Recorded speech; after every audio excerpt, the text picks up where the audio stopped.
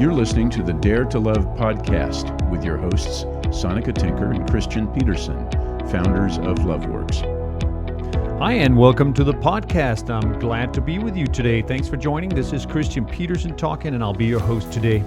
Today, I want to share some thoughts about masculinity. I'll share why I think it's challenging for us men and for men in general to find our own authentic masculinity and our own authentic expression, because we are caught between several competing strong forces that pull us in different directions. And I'll also share some examples of how this dilemma shows up in men's relationships.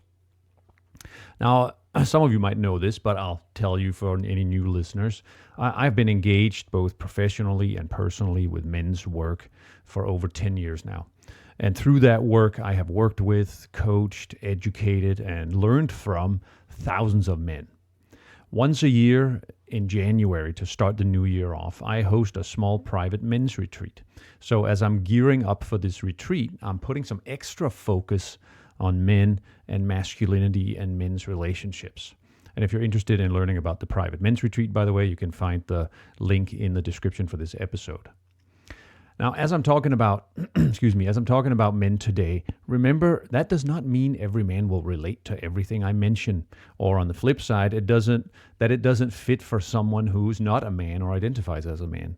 Masculine forces or qualities are not reserved for men. Everyone embodies and experiences these qualities in themselves to varying degrees.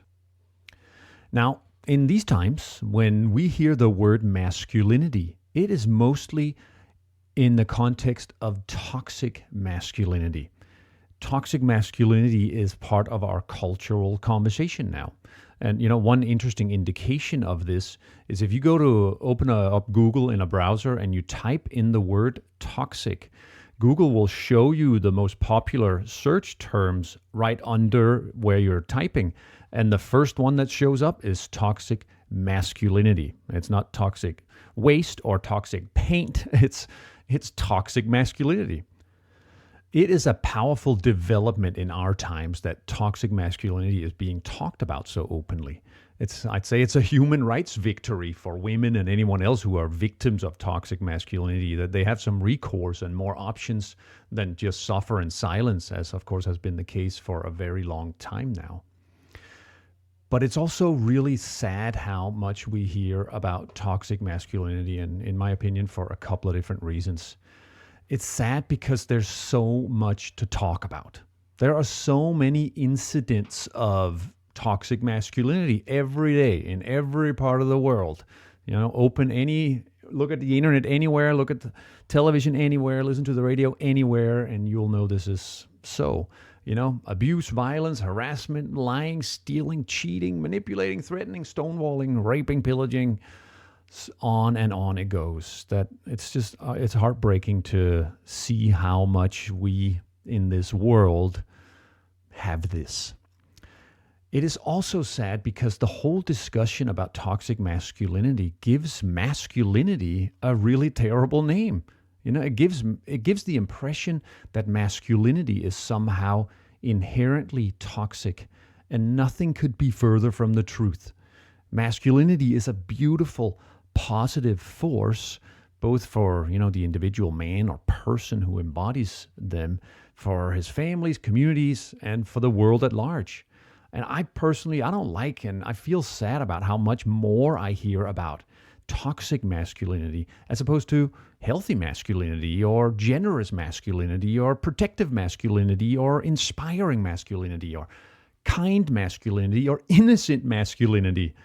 I personally want to do anything I can to foster more of those kinds of masculinity, both in myself and in everyone I can offer that to or contribute to in that way. Another interesting indication of how much this is part of the cultural conversation now is that the American Psychological Association, or just APA, they now have a published guide to their members for how to work with men and boys. Now, and the APA has for a long time, they've had guides for working with people that belong to certain groups. This could be ethnic groups, linguistic groups. They've had guides for working with women or girls. But it's not until, I believe it was late 2018, that there is now a guide published for how to work with men and boys. And this guide has some really interesting material. It has 10 guidelines. And the first guideline is titled, I quote, "Psychologists strive to recognize that masculinities are constructed based on social, cultural, and contextual norms," unquote. What I like about that is that it gives us an idea that masculinity is not just one thing. As a matter of fact, they talk about it in the plural, masculinities. In other words, it depends on my social, cultural, or contextual environments and the norms I grow up inside of. Now, I want to read you a section from the very first guideline. This is the first section of the first guideline. It goes like this, quote, "Certain forms of masculinities are more socially central and associated with authority, social power, and influence. In Western culture, the dominant ideal of masculinity has moved from an upper-class aristocratic image to a more rugged and self-sufficient ideal. Thus, traditional masculinity ideology can be viewed as the dominant form of masculinity that strongly influences what members of a culture take to be normative," end quote. I want you to keep this ideal in mind for our further discussion here in this podcast, the masculine ideal of rugged and self-sufficient, because I think it plays a central part in many of the problems we see around masculinity today, and for the problems any man might experience in his life and in his relationships. I think that men today, and this is based on my own experience, of course, but also of the hundreds and probably thousands of men I interact with and talk to, I think we men today are caught between a rock and a hard place. Although that metaphor, being stuck between a rock and a hard place, that suggests there are just two hard places. There's the rock and the hard place. There's just two of these forces, and I'm stuck in the middle. I think a more apt metaphor, because it's more complicated than that, a more apt metaphor for where men often find themselves today is sort of a quartering. You ever seen pictures of these, I'd say that's probably a medieval torture mechanism, where a man is basically being pulled apart in four different directions by four horses that are pulling in each their direction. So there's each of his limbs has a horse tied to it, and the horses are moving outwards, the man being pulled apart. I know, it's kind of gross and macabre, I know. Fortunately, it's just a metaphor, but I think it's relevant because men are pulled by four different forces that often go in opposite directions. And I'm going to share with you what I think those are. So, number one, the first force is the innate masculine or biological forces, such as aggression, sex drive, assertiveness, procreation drive. The second one is innate feminine qualities. There's a force of our innate feminine qualities, such as nurturing, empathy, compassion, vulnerability. Third, there's a third force here, which is a set of cultural ideals for what a man should be. That's what the American Psychological Association mentioned in their guide, such as being rugged and self-sufficient. Number four, there's another set of cultural ideals that have emanated largely from the women's liberation movement, such as being soft, non-dominant, non-threatening, collaborative, agreeable, pacifistic. And there are at least these four forces pulling on a man. And I would say there's probably a fifth one that I would add, which is that of higher consciousness, of a man's morals and ethics. Spirituality would perhaps fit there. And I know it probably messes up my metaphor with the four horses and stuff, but maybe there's a horse attached to his head as well. Who knows? You get the drift. There's these five different forces that pull in different directions. And it's really tricky at best, and sometimes it's downright schizophrenic at worst, being a man and trying to deal with these various forces that impact how I show up and how I relate, because it seems no matter what I choose to do or how I choose to show up as a man, one or more of these forces will work against me. I'll give you an example of how this shows up for men and how these forces are confusingly contradictory. Now, this is an issue that's been shared with me by so many men in workshops and coaching and men's groups. So let's say a man finds himself looking at and being attracted to women around him, or other women in case he's married or in relationship. The force of his innate sex instinct says to go with it, to go mate, procreate, pursue sex. There's another force in him that might be present to the impact this action would have on his wife or partner. This is his empathy. It lets him feel how hurt she might feel from that. Then there's what he's learned from his mom or sister or from female liberation culture, which says he shouldn't look at women as sexual objects. He should consider them as purely equals. But on the other hand, there's the force of another strong cultural idea, remember the rugged and self-sufficient, that dictates he should be a stoic man of few words, sexy, perhaps a little mysterious, and to hell with the consequences, right? And you can add to that mix the force of his own and society's morals and ethics. What is morally right? What is ethically sound? What is spiritually appropriate? Men in this situation feel that there's just no way to win. Like if he admits his sexual desire and acts on this arousal or attraction, he runs the risk of wrecking his marriage or relationship, or of being judged as a horny bastard, a womanizer, a threat to women. If he denies this instinct, tries his best to pretend it's not there, he becomes like a pressure cooker with all this steam and pressure inside that can't be let out. If he tries to take care of his physical urges himself, for example, by masturbating or using porn, he runs the risk of exposure. And I'll tell you, this kind of exposure has ended many relationships and marriages. And he risks being judged for supporting a degrading and harmful industry. To top it all off, he himself adds the burden of shame to himself, judging his own base sexual instincts, his own inability to being attracted by other women, for example, and he scorns himself for not being more elevated in spirit or having more control over his urges. And finally, if he tries to get all his sexual urges taken care of with his wife or sexual partner, he runs the risk of his partner feeling overburdened by having to deliver all this sex activity, all this sexual activity. I know, deep breath. The men who share this issue with me are genuinely troubled by it. Like you can often see the internal dilemma reflected on a man's face as he grapples with the tension that's created by the opposing forces of his biological instincts, his cultural conditioning, and his own morals.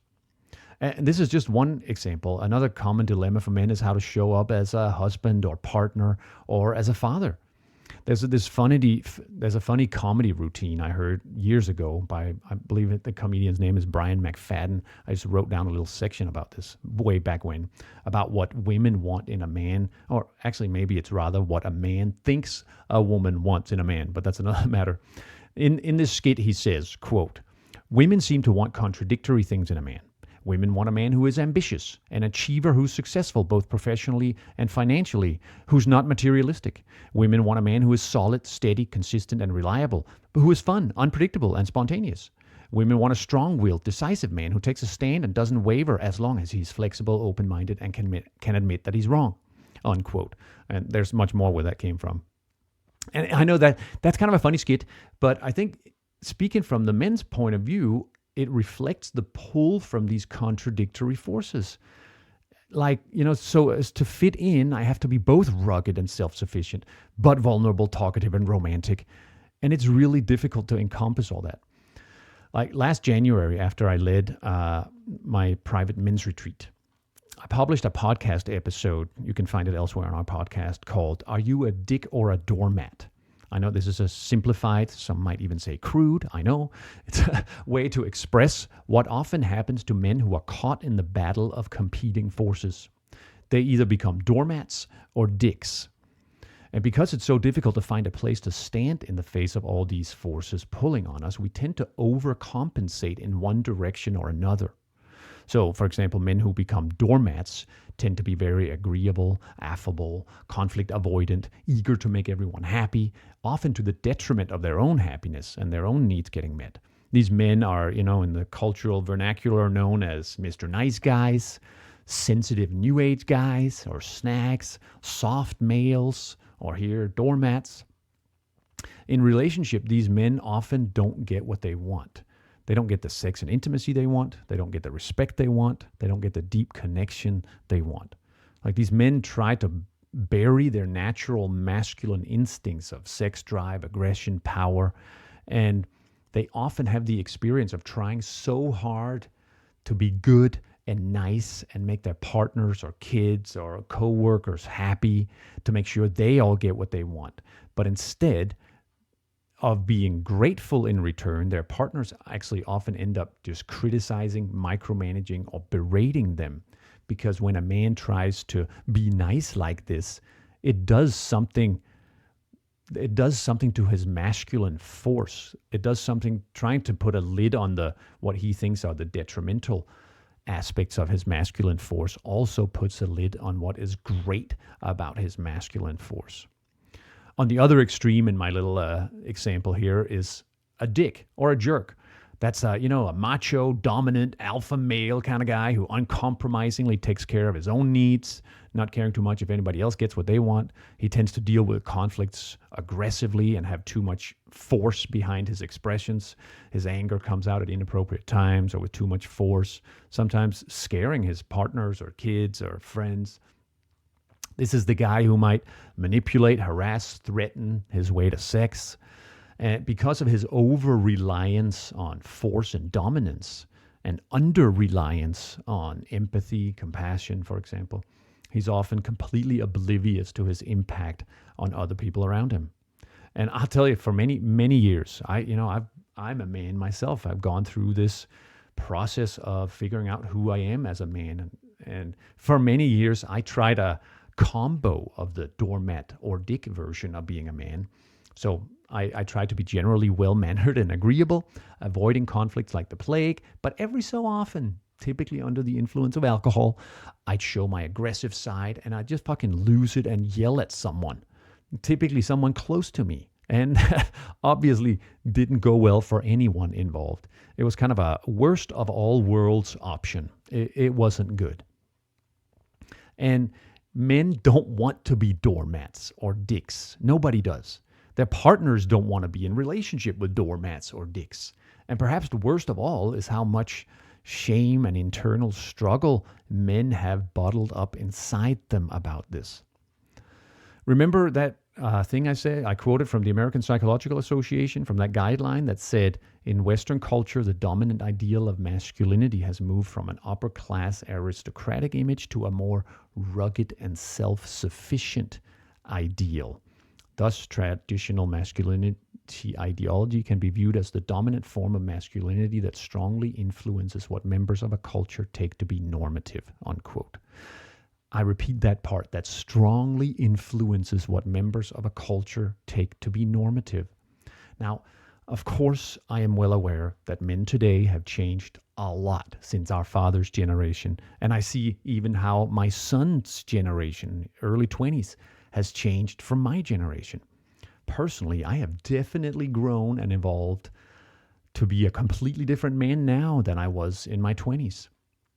And in my work, I interact with and I get the joy of interacting with a lot of very conscious men. So I see hope and lots of positive changes in how men show up and the ease with which we can navigate these things. Still, though, I think we as men are very marked by this ideal to be rugged and self-sufficient. I believe that this ideal of rugged and self-sufficient still has a tremendous pull inside us, and it makes it really difficult for men to talk, to feel, and to express what's going on inside of us. Watch any action movie, and I'm a sucker for a good action movie as much as the next person. Watch any of them still to this day, and the heroes are kind of rugged and self-sufficient. It's a pretty great description. Despite many of us now practicing sharing our feelings, being real and vulnerable around our fears and shame, when I look at men and when I talk to men, I still see the strong pull in us to be stoic, to handle things on our own, to get a grip, to not spend too much time dwelling on our emotions, to get on with it, to put on a game face, get back to work. and to not air our dirty laundry, to keep our shame and other difficult emotions to ourselves, and to suffer through whatever might be hurting us. I feel this pull in myself too. Sometimes I don't even catch it till later. For instance, I often walk around in significant physical pain. And after a while, Sonica might ask me how I'm doing, and I'll tell her. And she'll say, "What? You've been in pain for 2 days and you didn't even tell me?" No, I didn't think it was important, honestly. I just got on with business. And sure, there's a useful aspect. It's a useful trait to be able to stay functional even when there's physical pain or emotional turmoil, of course. But it's also the ideal of rugged and self-sufficient that kicks in and makes it more difficult for me to talk about painful experiences. Now, why masculinity so often turns into toxic masculinity is obviously a huge and historic subject. And I'm sure we're going to be talking about this for decades. But based on my work and my experience, it's pretty clear that the tension created by these contradictory forces that I have mentioned in men have a lot to do with it. It's just really tricky to figure out what kind of man to be, how to be the right amount of rugged and strong, the right amount of soft and vulnerable, the right amount of sexual and attractive, the right amount of fun and hilarious and spontaneous, and the right amount of firm discipline or carefree acceptance, the right version of father, husband, partner, friend, professional, and on and on. When we men can't find our own authentic way of being as a man, as men, we ourselves and everyone around us feel this tension and have to live with it and live with the consequences of it. I think that all these forces that pull on us have a good and powerful intention at their root. And if we can use the powerful and productive aspects of these forces, we can craft a new and better and authentic way of being as a man, a way of being a man that's created by you. And I'm talking to you, the individual man who's listening here. A way of being as a man that's created by you, not the cultural ideals or your partner or your mom or your dad or your kids, but by what you say is good and right and true inside of you. I would invite you, in closing here, I would invite you to notice how these 5 different forces I've mentioned show up inside you.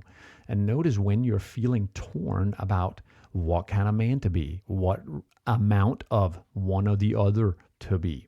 If you're a partner or a friend or a brother of a man, you can help by noticing when you feel torn about what kind of man you think he should be.